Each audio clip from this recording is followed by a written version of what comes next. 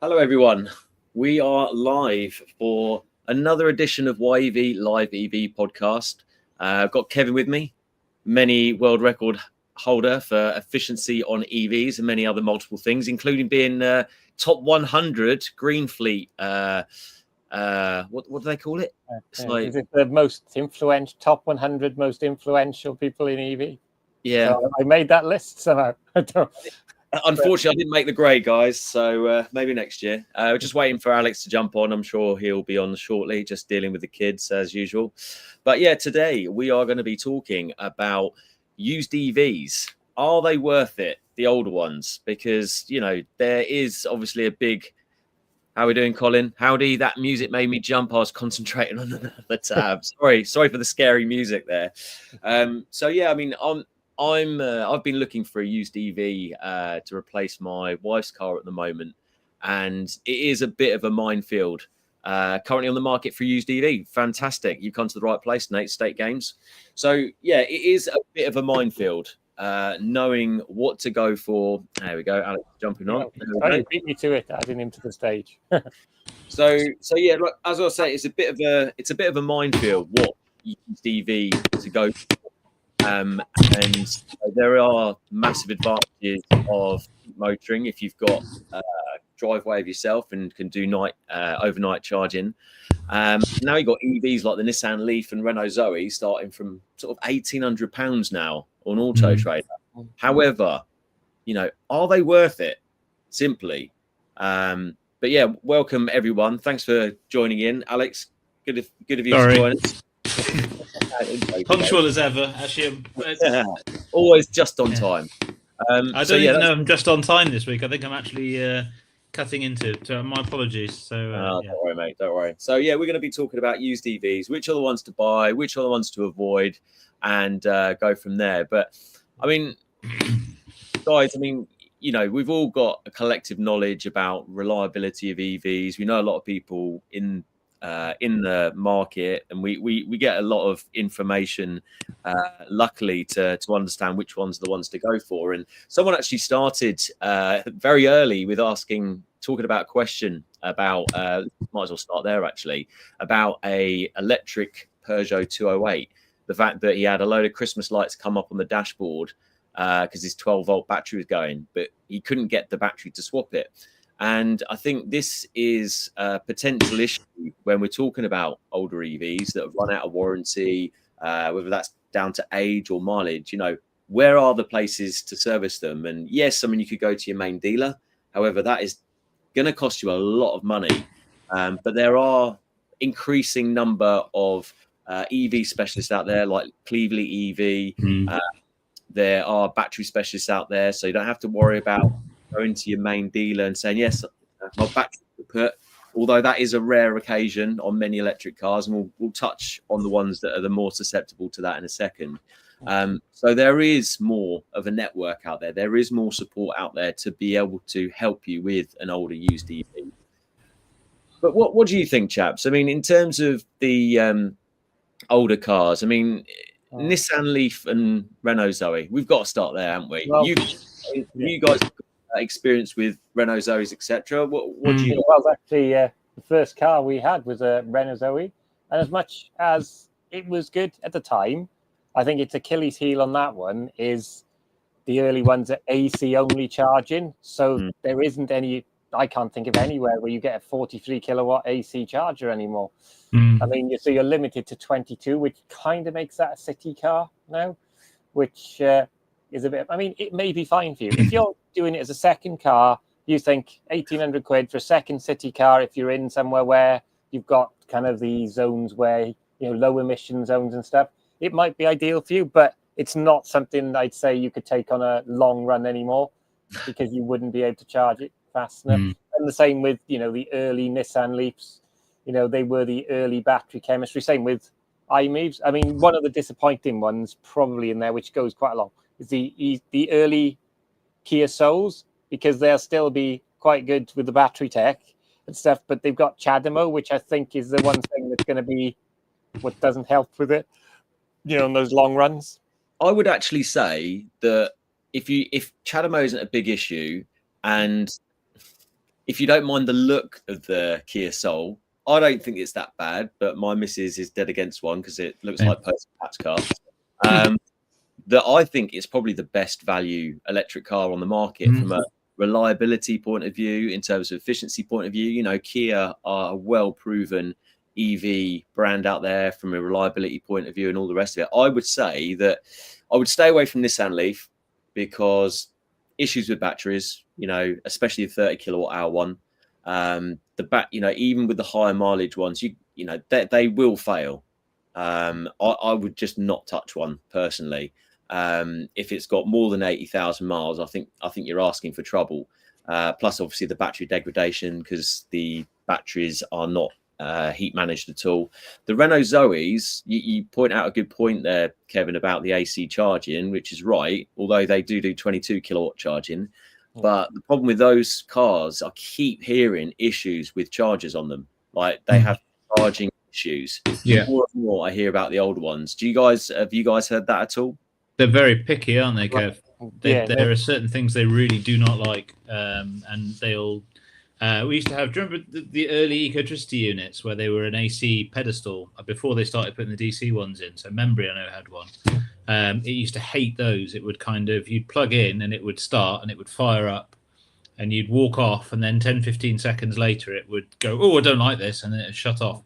Very, very picky about chargers, the Zoe. Yeah, I think because the 22 kilowatt, the Zoe actually uses its motor to do the charging, and so it kind of wears out the motor as well, and the charge ports have issues from what I understand. Sorry, Kev, you were going to say something? Yeah, I think a lot of it is that the Renault aren't doing the sort of, basically they're not doing the bits as single modules, so they basically become expensive because it might be one tiny part, but they're not doing it. And you know, we are seeing more reports now of the early Zoes with motor bearings failing, which if you were to go to Renault, that's a whole new motor.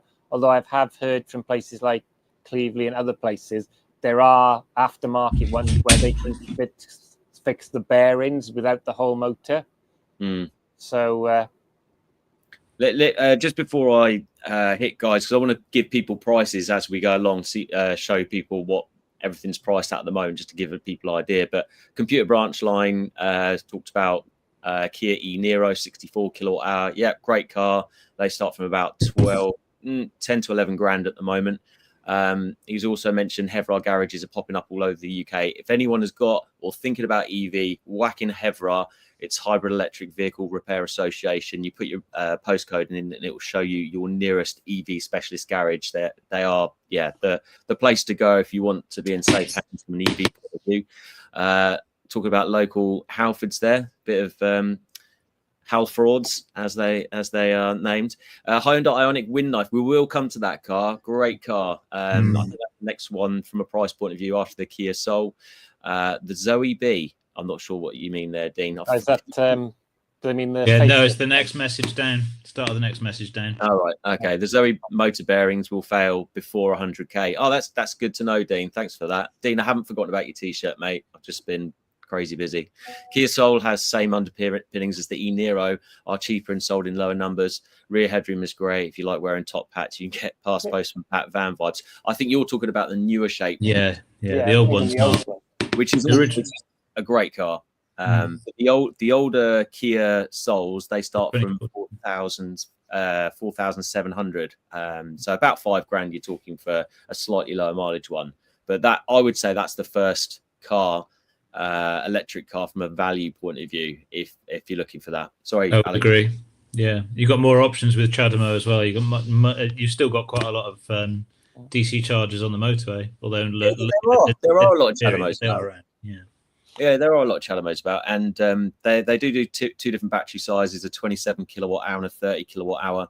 I would try and find the 30 because I think that was an upgraded one, slightly better technology on the battery front. And as someone pointed out there, you know, the height, if you can get over the look, Hyundai Ioniq, which does look a bit like a Prius, you see them taxes everywhere, but they're starting from sort of £7,500. But that's probably the best all-rounder, I would say, for the money. But charged really quickly. The old one on CCS would do almost 100 kilowatts. The facelift one with the new voltage battery pack could only hit 42. So it's weird that the new one's slightly bigger battery but more efficient. It was weird. I think it's smaller but quicker charging.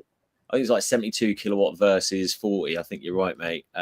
Another car that people might forget about, and I think and I've talked to Matt from Cleveland EV about this more recently, is the e-Golf. I personally wouldn't touch a used ID3 for the money they are with the reliability issues they have with the batteries, but the e-Golf seem to be pretty good news, especially after the update, because they got the early ones have got a smaller battery and the later ones have got I think they went from like 24 to 36 or something. It's 2017 model, so it's the 7.5 Golf. 2017 onwards is the one to go for. The one before hasn't got as good a range. I think that's to do with battery. But again, you can pick up a 2017 onwards Golf E for about $7,000, $7,500. There's some interesting options. You can get an option of a heat pump. There's stuff like leather, rear camera, stuff like that. And different wheels, but heat pump will obviously make a hell of a difference. But there's plenty of those out there at the moment. Cheaper tax as well. This is something to think about, I suppose. Something that we should cover off is these older cars. If it's a 2017 March and before, you can benefit from like 20 quid, 30 quid 20 tax. Quid, yeah. Whereas everything else will go up to 195 from April.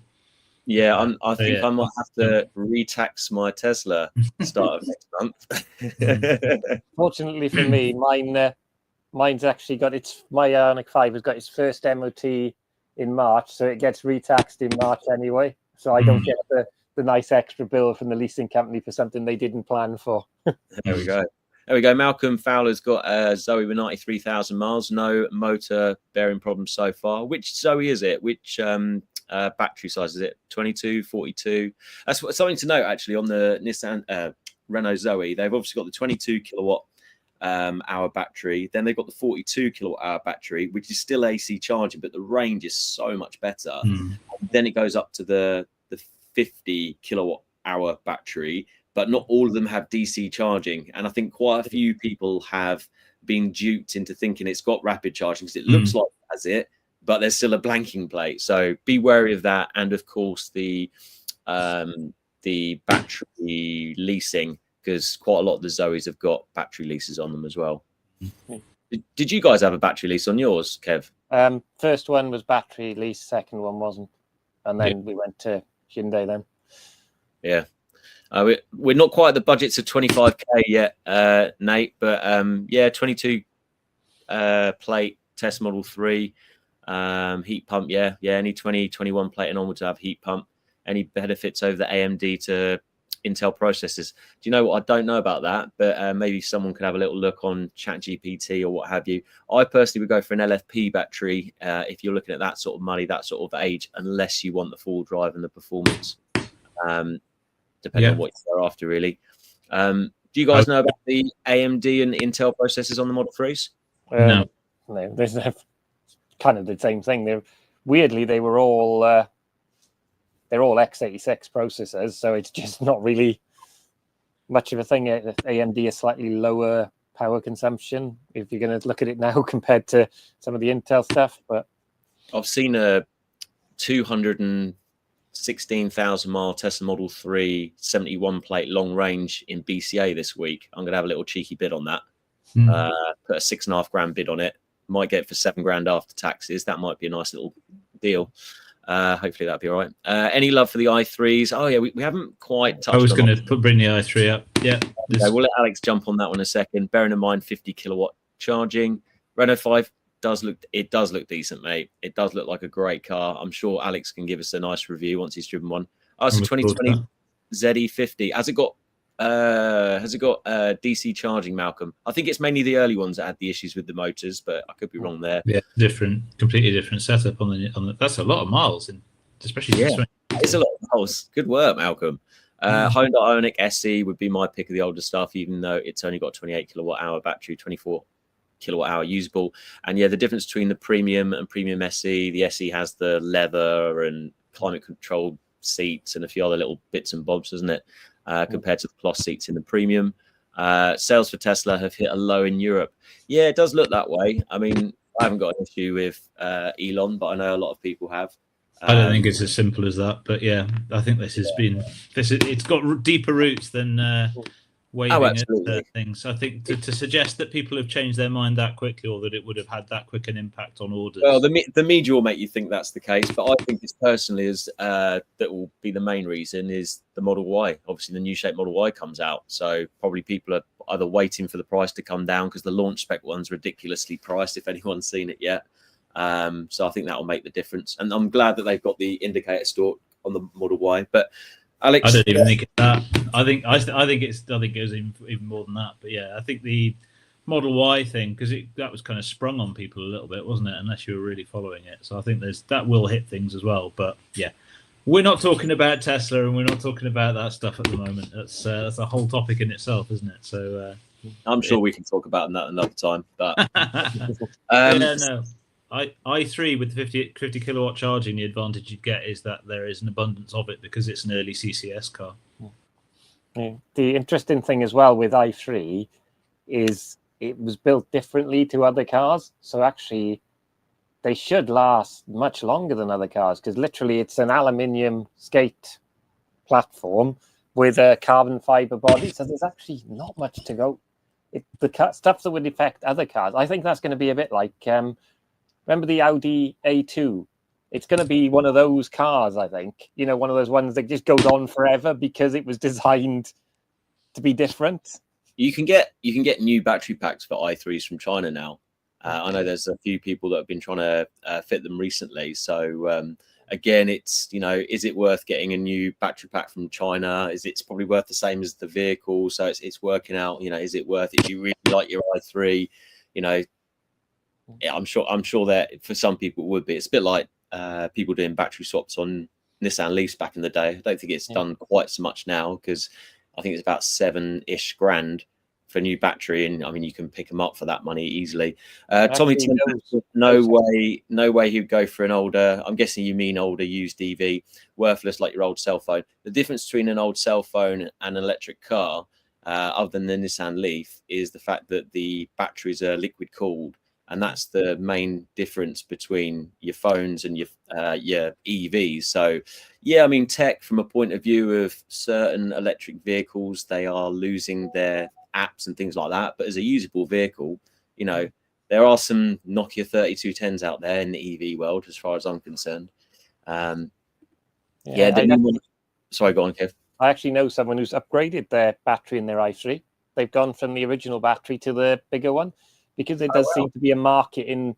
So apparently it's quite expensive to repair any body shell issues on the i3 because of its unique carbon fiber construction. But because of the skate chassis, the batteries are well protected. So there's now a market in damaged ones that have been having their batteries reused. Okay. Well, it does seem it's a bit of a minefield with i3s because there are quite a few different battery types. You guys got a fairly decent handle on which one's which? Yeah, so if you've got the Rex, you can only go up to the second battery, because they're amp an hour, they don't measure them in kilowatt hours. So you can go up to that, and then the last one's had the bigger sort of, was it about 42 kilowatt hours, I think? Alex? Yeah, and then they were EV only, so they just because they thought they reached a point where the range was such they decided they didn't want the range extender. Well, they start for $5,500, and I have heard good things in terms of the battery degradation on them. So if anyone, you know, if you can get over the odd look of it, and 4 seats is okay, and you like a bit of crazy door action, then yeah, again, I would have bought one probably for the missus, but she's not keen. Yeah, the other thing with the i3 is they're quite, you know, they seem to be suffering really low battery degradation. Because I know someone who's got one that's done a lot. I think theirs is on 80,000 miles and it's still at high 90s state of health. So they seem to protect their batteries really well as well. I think they were very over-engineered. We love an over-engineered. That's why I always used to like 90s Jap cars. And the good news is we first had them in the fleet I was working on, there was one tire manufacturer, which was just Bridgestone. Now there's 3 different. You've got a choice of tires for those funny size wheels as well now, so it's getting even better. Like tiny width. i3 is supposed to be a pocket rocket. Yeah, the the i3S is supposed to be a pretty neat little mostly vehicle. cosmetic and chassis stuff with that. I mean, the basic i3, the EV was quick at the time. I remember that on the launch they had us drag racing an M3, and up to a certain speed, it was. I mean, off the mark, it was running rings around the M3. Was this in Mexico? No, this was at Brands Hatch. We didn't do the international, I did the UK one. As long as it wasn't on the public roads, Alex, because we don't condone such actions. The funny thing is, with the i3, the Rex ones actually hindered it because I think it was slower. Yeah, because it's 100 and something brake horsepower in electric mode, but the motorbike engine is about 60. So, how reliable are the engines in those i3s, the range extender engines? They worked hard. They do get very hot. There was an issue with the bit that connected them tended to fail. So doesn't sound good. So I'd probably stick with a non-Rex one if you're going to go for one. Yeah. Well, Malcolm's Zoe is a CCS version, and he does 20k a year. So yeah, getting on with it. Lots of comments, guys. So this is great. It's good to see. Tommy's back again. Battery technology is changing so rapidly. It certainly is. Existing tech is already obsolete. Battery technology is changing too fast for me to get stuck with old tech. Yeah, I say it depends on depending on your situation. I do love a used car. I'm a used car man, although it is nice to have a lease and all the rest of it. But it's down to horses for courses. The i3 was light years ahead of its time, absolutely, just like the A2. They use water jets to cut out the holes in the carbon fiber tub. Munro Live have detailed videos on strip down, and technology was way ahead of everything. It's interesting with that they've kind of gone a bit more conventional with their new stuff. And i4 is basically a 3 Series and stuff, whereas the i3 was genuinely, it was when they did those silly cars, didn't they? Like they did the i8 and the i3, and they were, again, trying new technologies, new materials to build them. Yeah, Tommy, you got a good point, mate. I mean, electric cars have dropped. I mean, there was a big bubble on electric cars. That's, I paid for my electric Tesla when it was probably, inflated price, and luckily I made to mitigate that by buying and selling another EV. But prices, there are some great value cars out there from a used point of view. If you've got 10 grand, you can get a hell of a lot of a car on an EV. And if you compare it to what a petrol auto equivalent ICE vehicle, there is so much better value. But it's not for everyone unless you've got a driveway. Also, it depends on which EV you're talking about, because some of them are actually doing quite well on used values. There's a glut of very expensive EVs that have come onto the market that are losing a lot of value. But when you get down to your kind of Neros, your Konas, your ID3s and stuff like that, they're not. They're actually doing okay. Yeah. Commuter Branch Liner said the i3 is pug ugly. It's a good job there's some people that like pugs then. Otherwise, it would have done a lot worse in sales. The VED on the Rex is expensive, ain't it? Oh, I don't know, actually. Yeah, I think it was about 20 quid. It'd be 20 quid, yeah. It'd be under 100 grams per kilometre, so it'll be the same as the EV.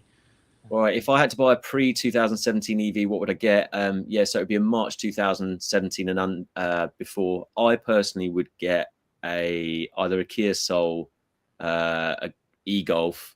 I don't know if they did a Hyundai Ioniq 2017 March. I think it came in 2016, yeah. Yeah, so you might get a really early one of the window. Yeah, so an Ioniq.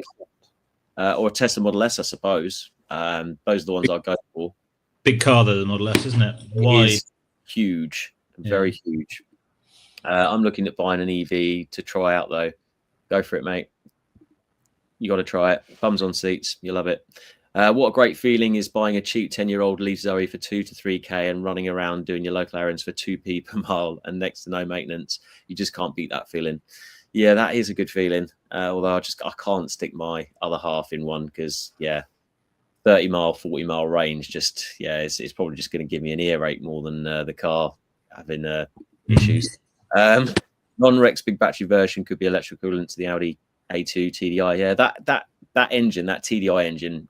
When I used to work for Audi, the amount of people that used to come in and say, "Yeah, it's done like 230,000 miles." Those engines go on and on, don't they? Roland Moore, what are your ideas for the saloon car that's reasonably priced other than the Model 3? There isn't any, is there? Saloon cars? Not a lot, yeah. I mean, I see the Polestar, yeah. but it's not a saloon, it's a hatch, which you can argue is good. So yeah, if you don't want a Tesla, I think a Polestar is probably a good option. Can't think of anything else that might float the boat. There's some great deals on ID7s, but that's obviously new car deals. Yeah, good car, the ID7. If you get a good deal on an ID7, it's genuine. It's a good car. Are you talking the wagon or the hatch? Well, I'd go for either, but yeah, I'd be if I was stretching. If I had the choice between the two, I'd go for the wagon. But yeah, you do like an estate car, don't you, Alex? Mm-hmm. God, it can't be an estate car. Golf R Estate, one of my favourite cars ever. BMW i3 Auto, Euro 6 range extender, 34,000 miles, 65 plate, hybrid, 89990. That's a lot of money though for that age of vehicle, but that's just mine. I think the range extender is probably going to be the weakness in it, which is the mad thing to say. It's because it's quite complicated how it connects to it.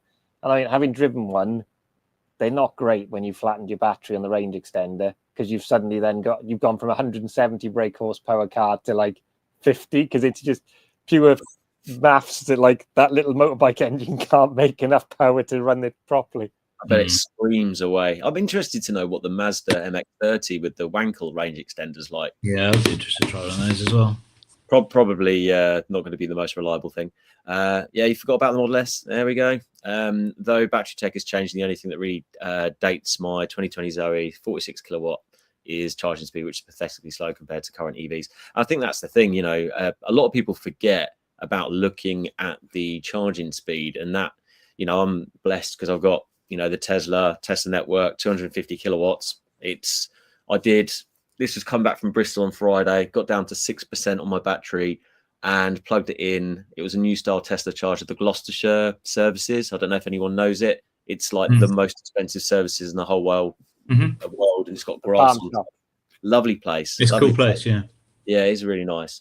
And yeah, it took me 20 to 25 minutes to go from 6% up to about 92, which was pretty good, pretty decent for a 5-year-old 119,000 mile vehicle. That's the only motorway services you see people go in there to shop rather than go in there just for the services, because they go there for that farm shop, don't they, to get all the posh food. Well, I went in there to just try and get some food because I hadn't really eaten that day, and I got a wild boar sausage roll and some ginger stem chocolate cookies and drink, and it cost me like a tenner. Like, you make fun of me with my Waitrose trips, eh? I didn't. Hey, it was the only option. The Western governments are taxing cheap Chinese EVs 100%. Another reason not to buy. Shady price propping going on here. Yeah, there's a lot of that sort of shadiness going on. Mazda EZ6 is the stunning electric saloon. Yeah, that does look quite interesting. But no estate. Yeah, they need to sort that out. I'm sure they will, because Mazda really... The old 6 Estate was a good looking car. I'd love to. I mean, that new one will look good.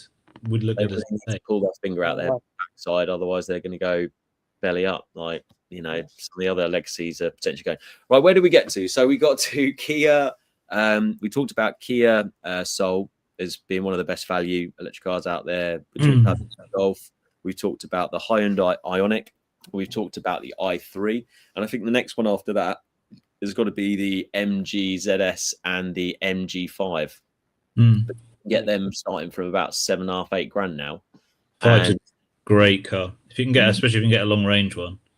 They do the 54 kilowatt hour or the 61 kilowatt hour, and it's the Excite, which has got the cloth standard trim, no pan roof and stuff, and then you've got the Exclusive, which is the higher spec one with leather and pan roof and all the rest of it.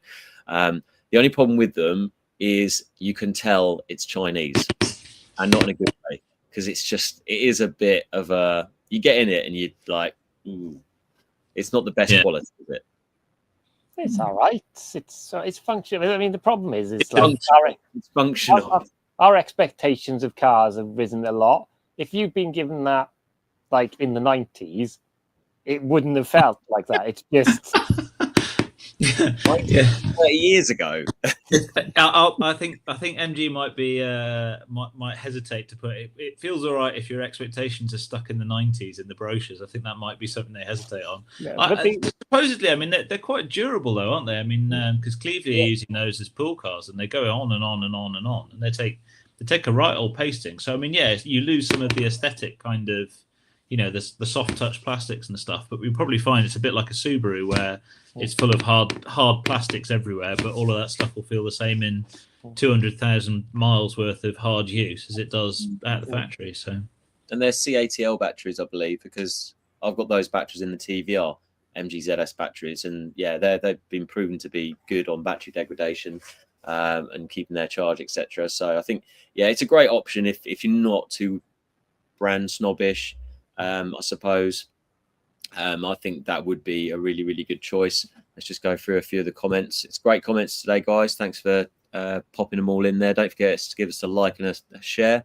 That's my local services. What do you think of my Mitsubishi Outlander PHEV pre-2017? We were talking about PHEVs last week. Go back and watch it. Yeah, 2 weeks ago. Singing, it's 2 weeks. There we go. We were singing its praises. Yeah, I wasn't here last week. Sorry, guys. I was ill.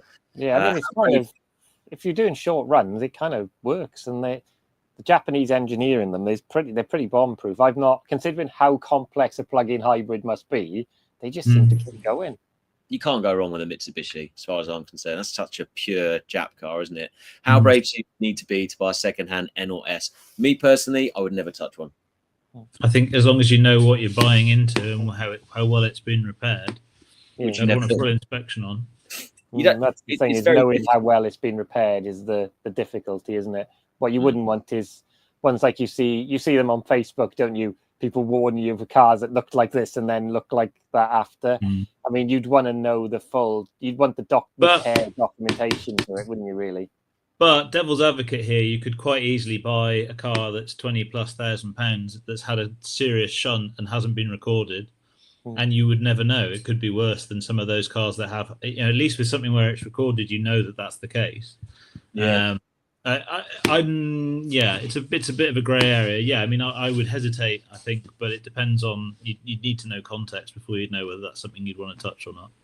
Yeah, I think it depends on whether, I suppose at the moment I'm focused on a family car, and I don't feel comfortable with letting my, family being out in a car that's been in an accident before, because there could be weakening of crumple zones and all the rest of it, which you could also have on an unrecorded on another car. You don't. Yeah, this is the problem. You don't know what a car's been through, and plenty of shady stuff out there. It's the problem. Yeah. So a used car gamble, full stop, isn't it? So I would say just watch for panel gaps. Doesn't apply to Teslas, of course.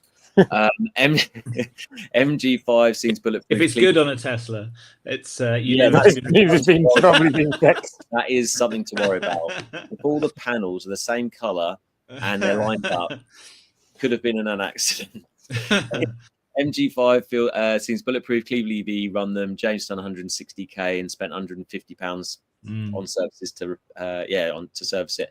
Oh wow, has he done 160k now? God, he's actually really boosted up the miles. Yeah, that's a 61 kilowatt hour.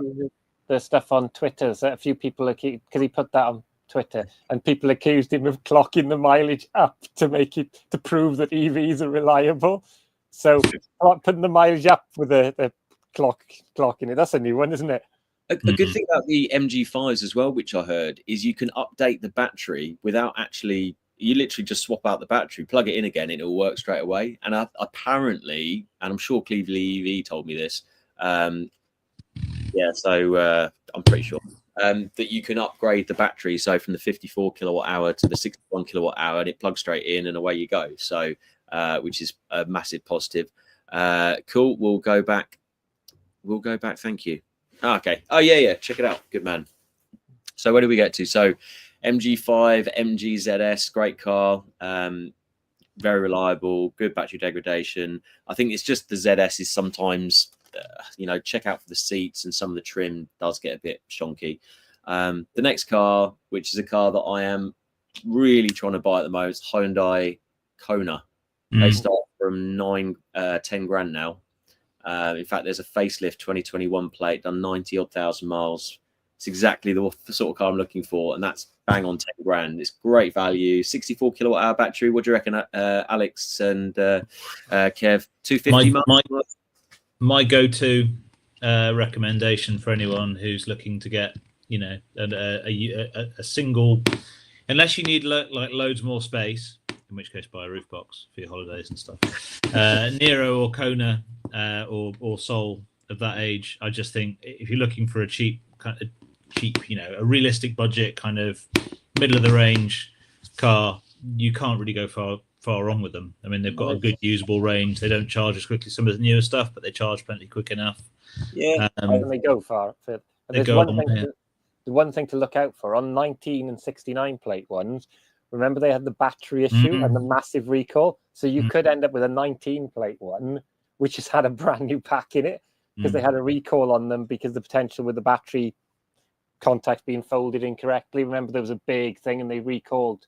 I think it was 70,000 battery packs globally or something. It was a big number, but they've taken their time to get around to them. So I know that I've the fleet I work with has got one, and that's a 19 plate, and it's got a brand new battery pack in it because it was done as a recall. And literally, people say about batteries, they're horrible and hard to change. Literally, it went for 3 days, and most of the time they get into the battery place to have the battery replacement and getting back, not just them fitting it. Literally, it's plug-in and play, basically.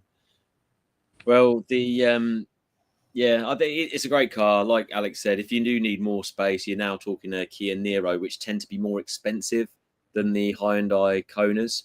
Remember, there's 2 battery sizes on the Kona and quite rarely the Kia. So you've got the 64 kilowatt hour battery, but there is the smaller 38, 39, something like that, isn't it?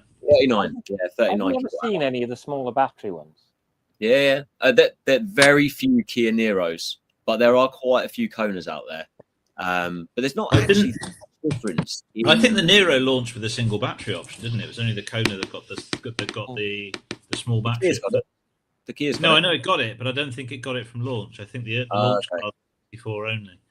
But I don't. I had looked on EV database because I've researched these cars like you wouldn't believe, and there's not that much difference in efficiency between the two vehicles. But you would think that if you are doing a lot of short runs with half the size of battery, that actually there would be quite a big difference in efficiency. Again, I don't know much about the battery degradation of the compared batteries, but I think they'd be both very, very good. So yeah, but after that, I think the next car it's got to be Tesla Model 3, starting from just above the Kia Niro. Again, solid choice. Can't really go wrong with it. Just can't go wrong with the electric Mondeo, can you, chaps? That's kind of what it is, though, isn't it? It's kind of as much as we rip into you about it. It is just. There's nothing wrong with the Mondeo. There's nothing wrong with the Mondeo. They're great cars. They're good cars. There was. I just always remember when these chaps said that the Tesla Model 3 is like a Mondeo. And to be fair, Bob on. Took the e-Niro to West Wales on the weekend, 450 litre boot, 450 litre full roof box, done 230 miles and was down to 7%. Amazing car. That's pretty good because I'm getting crap efficiency at the moment. The weather is... You'll be hard pressed in a Kona or an e-Niro to get it below 200 even this time of year. Yeah, 64 kilowatt they're hour. So efficient. They're still they set the bar for efficiency. Those cars. Yeah. Nearly 8 years after launch, they are still nothing's caught up with them. Yeah, it's mad. I don't think my efficiency was too great today because my mate was in his BMW 335 diesel and he thought he was quick. In Mexico, of course. E-Niro, bit noisy on the motorways, though, if you ask me. Okay, that's interesting. Thanks for that, Dean. Is it tyre noise or is it wind noise you get from the Niro? Because that's the one thing I've found is tyre choice can really affect the noise of a car on the motorway. Yeah. Remember the MG5, the strange noise in that. They hadn't put like an EV. They hadn't put a quieter EV wiper motor on it. It made that old school noise, but there was nothing to drown it out. So it was like sitting in a 30-year-old car with the engine. But the MG5, it's an honest workhorse car. You've got to give it that. It's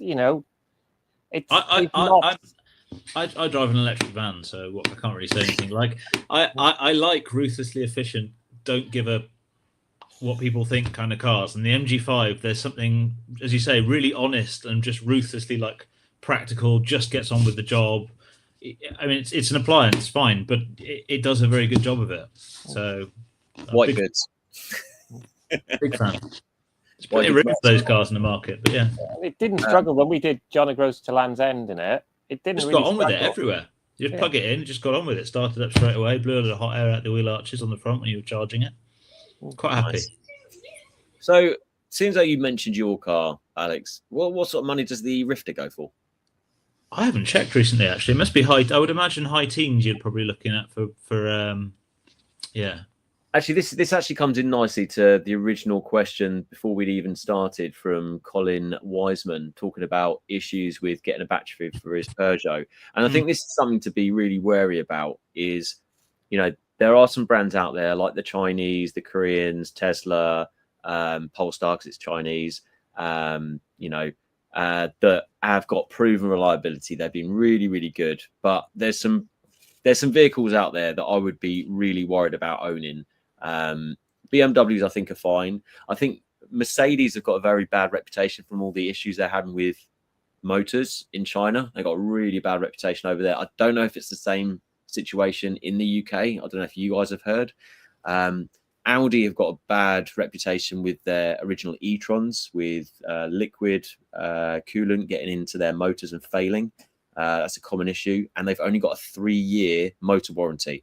They've got a long warranty on the batteries, but not on the motor. So be wary of that. And ID3s, I didn't realize this. And my dad had the issue with his ID3 is they suffer from battery failures. And I spoke to my friend who works in warranty for VW. I think it's one of the local dealers to me. And he said there's been loads coming with battery issues on ID3s. So yeah, what about you guys? Have you obviously we're talking about the Stellantis cars, that they are difficult to repair because just of the weight they need, but have you guys got any examples of that kind of thing from your point of view? I do wonder with this sort of thing though, how much of it is actually the cars or lack of knowledge for the people repairing them still, because you know used to have like BMW specialists who could fix stuff that you'd go into main dealer and they couldn't do. I do wonder if there's a lot of this kind of not really sort of knowing how to fix them. And, you know, somewhere like Cleveland and these other ones will have solutions that are really cost effective. Because actually, you know, I've run some of the Stellantis stuff and there's not really anything gone wrong with it. My camera's not focusing very well, though. But yeah, ours has been faultless. The most so far we've not had any issues at all with the Rifter, other than the weird service interval thing which I had, where it was telling me that it needed a service it didn't need, and then the dealership was emailing me a service I didn't need, and the app was telling me. And I think that's the only issue I've had with it is the app and the weird service notifications on it. Other than that, it's been fine. There aren't many of them around. Just looking at prices on Auto Trader, they start, as I thought, late teens for a 5-seater, but the only 7-seater on here, pre-facelift 7-seater, is 22k. Was it like an e-Berlingo, right? Yeah, e-Berlingo is the same thing, but yeah. 15 grand, 10,000 miles, 72 plate in Cardiff. Get them on. You can get very, very basic ones of the Berlingo. Feel spec. Yeah, so that's on steel wheels and without the roof bars and stuff, isn't it? Yeah. Then you have to feel that everything's hard higher up. So the Rifter range starts slightly higher up in terms of spec. Well, so there is the flare. It's got a bit of flare. The flare is equivalent. Yeah, no, I think flare is higher up than ours, but yeah. But that's a 5-seater presumably. So someone's asked about the I-Pace JLR reliability. Now, as far as I'm aware, the reliability on the I-Paces aren't great, and they do suffer from battery failures. I remember buying a couple of I-Paces when I used to work in the motor trade, and we had issues with the electrics and had to go into Jag and all the rest of it. So it's just typical JLR reliability as far as I'm concerned. I don't know if you guys agree with that. Well, it's the most reliable car they make. It's probably true. In US, Doug, thanks for chipping in here. Our US contact. Chevy Bolts are cheap over here. $14,000 for 11,000 mile 2021 with brand new 66 kilowatt hour battery. Just found at $8,000, 80,000 mile on it with a new battery 2022. DC FCs are slow though at 50 kilowatt. How much is the cheapest Tesla Model 3s over across the pond, Doug? I'm interested to know that. And just talking about the there are lots of e-Berlingos, 2021 plates, 15 grand and up. Yes, And I did like your comment earlier about the Hertz Rental White. They are bar back cars though, and I think they are the Ampera E over there. Yeah. Look at the price of the pre-reg unsold eBelingo 23, 24 plates. Very low miles, very low prices. Very, very nice. Very, very cheap. Going back to the Tesla Model 3, so things to be aware of. So we've got the standard range, which is the NMC battery, rear-wheel drive. Hasn't got as good a sound system as the long range and the performance. Like there's a few other little bits missing, but I still think they're a pretty good car. 200-mile range easily. You pay another probably $2,000 for a long range, where you get slightly better spec, sound system, four-wheel drive instead of rear-wheel drive, and the opportunity to, you know, Tesla remap it if you want, or do the dodgy naughty one that I did, Boost 50, which you can also do the remap on the standard range. And then the Model 3 Performance, they start from about $15,000. I've seen a couple of that money, but the range isn't as good, of course, as the long range. Never raced or rallied, so check out the ones that have been used and abused. But the only things to watch out on the Teslas, from my experience, are bushes. That's it. Bushes. Other than that, you're good to go. I'm a pearl white Tesla owner. I feel qualified to crack the Hertz joke. I like the pearlescent white. It's nice. Because on the Zoes, it always used to be top mount and drop links, didn't it? As well as on the suspension, you always used. We went through about 3 sets of those under warranty. I've finally changed all my bushes. I've got my coilovers, comfort coilovers, got my tracking done, and it was beautiful to drive until I had a blowout. But there we go. I was going to have a look at prices of Polestars, because that now anything above 14, 15 grand is more than I'd want to pay for a used electric car, really. But you guys got any thoughts in terms of good deals and, you know, Hyundai Ioniqs maybe? I'll have a look at the price of them. For a city car, we've probably forgotten to look at the E-Up. The late E-Ups had the Golf battery. They were 35 kilowatts or so, weren't they? The only car I've heard that's more efficient than the Wind Knife. I've heard realistically 7 miles per kilowatt hour out of those 7.2 in warm weather. Because they hold their money well, though, don't they? From what I remember the last. So the smaller batteries, 18 kilowatt hours, E-Up, and then they did the E-Me, the Seat one, and then they've obviously got the Citigo E, which had 2 different battery sizes from memory. But yeah, you're quite right. Some didn't have CCS, so did they as an option? I can't remember which one of the family didn't have CCS. Alex might know. The Up definitely did. I don't think I had the other one. I can't remember. The Up definitely did. Maybe. Or possibly would have. One of them didn't have it. It would have been the Seat if it was any of them that didn't have it. I'm going to have a look. Driven it isn't me, but yeah. I'll have a look at the price of the E-Ups now, but the fact that Polestars now start from 16 grand, you know, if you don't want to have a Tesla with all the amazing benefits that brings, then I think that is a really good car. You know, it's not for everyone's liking, but they, you know, being Chinese, going to be reliable, great looking car, and they're a hatch as well. So that's a big plus over the Tesla Model 3, you could argue. So VW E-Up. There we go. E-Up Northern Edition. So yeah, they start from memory. I think they're about 7 grand. Oh no, 18 kilowatt hour, 5.5 grand, 5.5, and then the 35s I think start from about. There we go. Yeah, about 9 grand, 10 grand for the bigger battery. So yeah, they're them well. Might be too small for some. I'll tell you another car actually we didn't talk about, but you could argue that the Stellantis issues with it is the Fiat 500. And we've got to remember the Fiat 500 is not related to the. This is where people get the wrong. Fiat 500 they think is related to the 208 and stuff.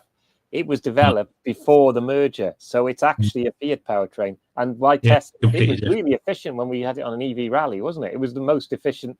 It's actually a really good car. And then to be confusing, it looks more like the 600e. Yeah. And the 600e is completely unrelated, and the two of them look like they've cut from completely the same cloth. Well, both battery sizes start from 11 grand, and they're a good looking car. I mean, I don't know what the reliability is like. You know, I've not heard about any bad things. We've got quite a few here. Hello from Jamaica. How are we doing, buddy? You right? What is the reliability of the Hyundai Kona EV? Really good. Spot on, mate. I mean, You go for that. Somebody I work with, they've been running them as pool cars, and a pool car is not going to be driven the most carefully, and nothing has gone wrong with them. They just literally just keep on going. Keep on going. 12-volt batteries is the Achilles heel of all EVs. So they've had a few 12-volt I mean, that's the one thing to say is the biggest cause of lots of errors on EVs is usually a 12-volt battery on the way out, because their computers don't like having less than 12 volts going into them. I think there needs to be, I think I need to come over to Jamaica to find out what plug-in Jamaica is all about. There we go. I found you on YouTube. There we go. Shout out to Plug-in Jamaica on YouTube. I drove the BYD's Tesla Model 3 competitor. I'll check you out later. Get an exchange going on where you can the grey rubbish UK from Britain, and I can come over to Jamaica. What you do an exchange, yeah? Yeah, I'm sure that will go down well. It'll be Irie. So my advice to anyone looking to get in a second-hand EV is get a good warranty behind you. Don't forget Hyundai and their Hyundai Promise warranty. Restart the 5-year warranty. Complete peace of mind. Oh, I didn't know you could do that. Yeah, I've forgotten about that. They do a good used warranty on them now, don't they? Yeah, be careful with Hyundai and Kias because they have to be serviced every year, and I don't think many people actually do it. I mean, don't get me wrong, service. If this service is just checking the screen wash and just checking the brake fluid, then apparently it's a service. But it's the one benefit of Teslas. It doesn't matter if it's ever been serviced, doesn't need a service. The warranty is always there. It's almost like I like Teslas, guys. You might have heard that before. Tesla Model 3, why lower links and rear knuckles? See at me, it's the cheapest, the VAG Trio. It's not VAG anymore, apparently. It's VWG. So I keep getting told. Think you can get an MG4 64 kilowatt hour for sub 15k now. Oh, okay. I've heard issues with reliability on the MG4s though. It's the software's been there's some glitches with the early software where it locked people in, but they fixed that because it did have an issue where the central locking would lock you in. It was quite publicized but that was a software update to fix it. And I think a lot of these people forget that these EVs are software defined now, so some stuff can be fixed quite easily with software update. So something that's a problem early on may not be a problem anymore. Commuter branch line has really tickled me. The pole dancers are 16k. Expensive pole dancer.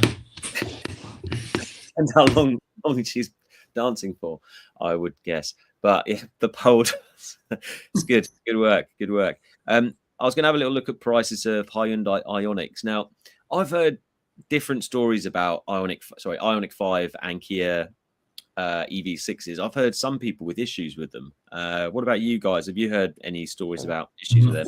So there've been some recalls on the ICCU, but they're all recalls. So that's the thing that charges the 12-volt battery. But basically, that's all been covered by a recall. So there shouldn't be many cars left without that. And it's a documented issue. So if the car has that, they know what to do to fix it. And they seem to have parts availability. There was some issues early on when we were coming out of the pandemic with supply of those parts. But now it seems to be something that's on the shelf and they can fit it really quickly. Well, it seems like for 16 grand, you can get a pole dancer, you can get an Ioniq 5, and you can get an EV6, and you could probably get a really decent Tesla Model 3 for that money. So for 16 grand, you can get a one-car family, a one-car EV family. That's where that starts, isn't it? No, absolutely. So best towing vehicles. And there must be some caravan people out there that want to know what would be the best towing vehicle. I haven't towed with my Tesla yet. Now I've found the tow bar connection, so that would be an interesting one. And funnily enough, I got an update on my Tesla the other day, and it now gives you a idea when the Tesla chargers are suitable for towing, which is quite useful. Little update. It's always good on the old. I think you'd need to spend quite a lot of money on an EV to get one that could tow without it being an absolute pain in the backside. You're looking at EV9s and stuff like that. Yeah, aren't you? but even then, you're looking at something that realistically, on a good day, is going to be doing certainly less than 200, if not more, around 150 miles to a full charge. And in many cases, you're going to be unhitching the trailer or caravan or whatever to plug it in. I'd still suggest that if you want to do that and you want a tow car that you can drive like an EV, I'd still probably be tempted to say get a plug-in hybrid and just accept the compromise, the fuel burning compromises on a long journey. I was at a show in the NEC, and I got chatting to this older chap. He must have been early 80s, something like that. And he was telling me that he's been using his Tesla Model X for towing down to the south of France for like years. And he says, literally, it's, you know, great. Obviously, from a Tesla charging point of view, it's going to be better, faster, and all the rest of it. I don't know what sort of range he was getting, but if he's got if he's got a 100 kilowatt hour battery Tesla Model X, I mean, I don't know what the actual EV range of that is, but it's quite a sizable vehicle. So you'd think it would help with the efficiency, like causing a little bit of a, you know, pushover of the air. But like 3 tons or something, can't it? The Model X is one of the most insane towing weights of any EV on the market. There's only a handful of vehicles that can. I think like EV9 is one of the few that can tow almost as much or as much as a Model X. Model X towing capacity is enormous. Yeah. Well, they start from 20 grand. There we go. 75 D. It's probably not big enough battery, really. But there we go. But, I'd be wary of those doors out of warranty. Yeah. Yeah. Well, you get a 100 D for 23.5 grand. That seems like pretty good monies. Dude, you gotta love an X, though, haven't you? You gotta love an X. Let's be honest now.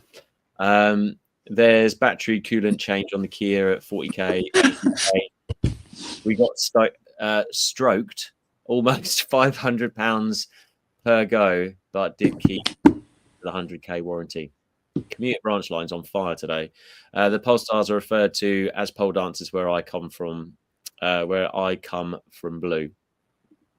Polestars rare referred to as pole dancers where I come from due to their popularity with posh young professionals buying them instead of Teslas. The name stuck locally. It tickles me every time. Yeah, I'd agree with that. EV G-Wagon tow car. Oof. Yeah. Remember not to tank turn it when you've got your caravan attached. Yeah. That'd be an expensive mistake to make, wouldn't it? I would say the best, if you've got, you know, budget no issue, the best electric car to buy right now, if it's still available, is Richard Moggy from Electric Classic Cars Beetle, because he's just put up for sale for 75 grand. I don't think it's got DC charging, but who cares? Because it literally wipes the floor with everything and does amazing burnouts. And it is lovely in person, lots of carbon fiber bits. It's a beautiful car. There was one other point I wanted to make, and I'm sure it will come to him in a second. Can you get a pre-2017 Model X? I'm pretty sure you can. When did it come out? When did I drive it? No, I drove it 2017. I had know what car I had at the time. Let's have a look. Let's have a goosey. I had an Audi Q2 when I went to drive it because I've got a video of the Falcon Wing doors opening up next to it. I've had a few SQ2s back in the day. They're great.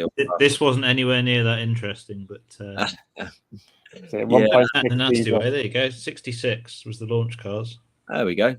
And that should have a video of it opening. Oh yeah, there you go. Oops. There you go. Q2 open it. So yeah, the launch car was a 66 plate, so that would be. Yeah. I never got the Q2 because it was a Q3 platform. I could never work out why they had two, the Q3 and the Q2. It was an A3 platform, wasn't it? It was A3, yeah, which is technically also Q3, but it bridges a strange gap between, because it was like an A3 but jacked up and with less space on board. Not that we're talking about petrol cars, but the Q3 was always a weird driving position. Never liked the driving position in the Q3. But it did have actually that would probably be the next video on here. It did have a very, very well planned. It does. So it had. I love that they had to program this in, but whoops. What you got there? Oops. Hang on. That's the wrong one. Wrong episode. That's the wrong one. Hang on a second. This must be on here somewhere. Yeah, Moggy's missile. So this is. What we got? What are you showing us? Right. So Q3. The Q3 had the best voice controls because it could recognize. I need a shit. I'm looking for a rest area with toilet facilities in the family show, Alex. Come on now. If I had the Sorry, money, it just reminded me seeing the Falcon Wing doors opening next to it. But yeah, only sat-navs will recognise profanity. oh, it's a bit like the Tesla open butthole opens the charge port, doesn't it? But you have to say in an American accent with a Tesla because its voice recognition is not great with UK accents, is it? Yes, if everyone had the cash, we'd buy Moggy's missile. His Land Rover Defender's pretty cool, though. He has got some pretty cool things in the network. You need a 2016 Model X 100D with SCO1. I wonder what SCO1 is.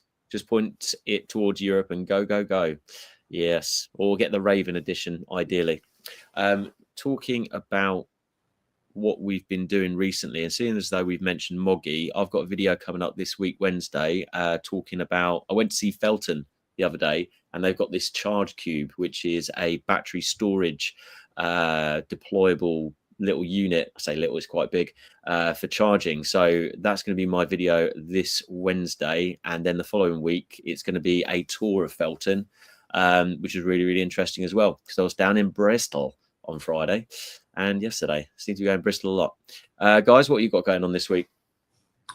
Go on. I'm saying goodbye to the Ioniq 5N tomorrow morning, sadly, and swapping into a Santa Fe, which looks lovely, but the 5N's been quite an experience this week. We picked up the Polo finally. The alternator's working on the Polo, so the two of us convoyed up to the garage to pick that up on Monday. So I've got that back, and I'm off to a meeting it next Sunday. I don't think there'll be many EVs there, but it'd be nice to have that back out of storage. So yeah, that's my week. Nice. Quiet for me this week.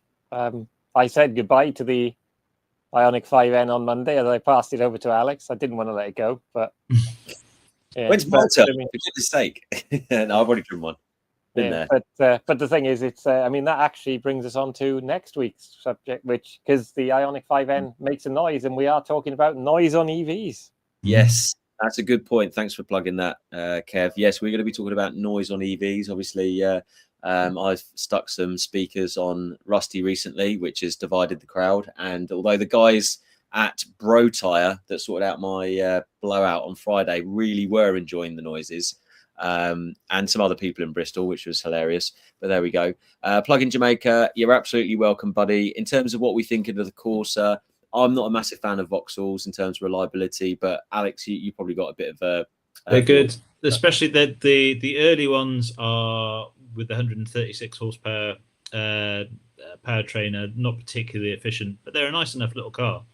Well, you met us on the EV rally when we were the London to Brighton in it when we were. It was quite efficient on that. That was the efficient, yeah. But the post refresh there with the 51 kilowatt battery, they're much more efficient, and it makes a big difference to how much you can, how usable they are. But you could be a single. I mean, if you're not bothered about space, you could be a single car household with a Corsa E quite easily. Good little car. My brother's got an E208 actually, which is kind of similar, but replaced his Zoe with one after it was rear-ended a few months ago. Nice little car. There we go. I hope that's useful to you, Plug-in Jamaica. Oh yes, SC1 is free, lifetime supercharging, fully transferable. Felton are doing the Lord's work. Yes, they are indeed. No, it was really interesting to check out their site because I hadn't been there for about 3.5 years, and their site has changed massively. I even got to see the FedEx vans that they've got, the arrival vans, which was quite interesting. Looking forward to the video. Did you charge the Tesla on it? Good to see on Friday. Yes, I did have to charge it on there because I was getting low on charge again. I think rusty in the winter with my battery degradation. It's the miles that I do is always good fun. Where can we Ioniq 5N content? We'll run through some stuff next weekend with that, I guess, if we've all driven it. That's going to be talk about next week. It's going to be we'll talk about it when we're talking about noise on EVs. Good shout, Alex. Yeah, I've got some of the recordings on it. You can see it on my YouTube channel, the different noises.